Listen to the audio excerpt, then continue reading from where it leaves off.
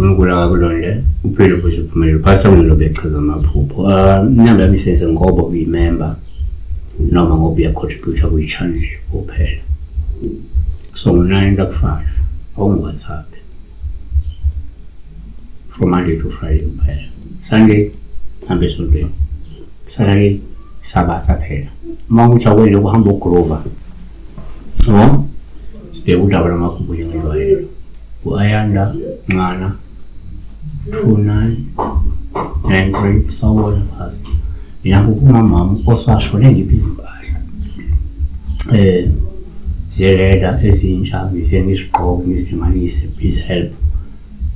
Uma uphupha umuntu ongasekho ekuphi impahla ngabe noma beziphi impahla akupha zona zizintsha zizinhle uphawu oluhle.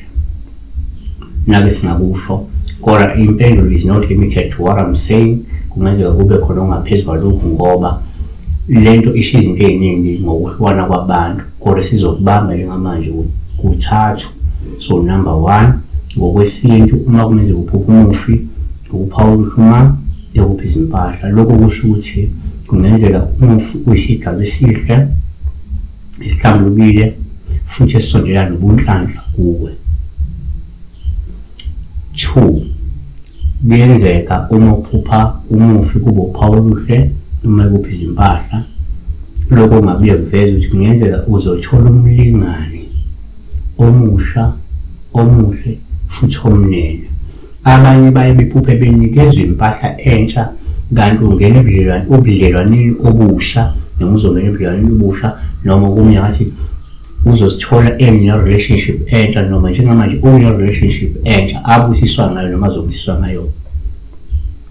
3 kwesinye isikhathi uma uphupha umufi kuyaba uphawu oluhluma ekuphi izimpahla, lokho kungabuye kuveze ukuthi kungenzeka uyakhonjiswa ukuthi umuntu ohlambulukile njengamanje uma ukuthi kade usanda kukhunyula inzilo, okukanye uma kungukuthi kade usanda kwenza inhlambululo ngoba umuntu angaphuphela izimpahla ezintsha kanti usanda kwenza ukukhunyula vele inzilo ngokosiko lokuhlanjulula ukukhunyula inzilo, noma-ke umuntu okade esenza kwenza inhlambululo kunamakhatha amakhambi washo ekade ezisebenzisa lo muntu ukuzihlambulula, ukufuka uyagquma uyageza uyaphalaza bese uma bemnikeza impahla ezikhomba ukuthi lo mudala omdaka ongcolile usukile njengamanje, so umuntu oseqala impilo kabusha osenesiqalishisho empilweni, yabona ugezekile uhlambulukile.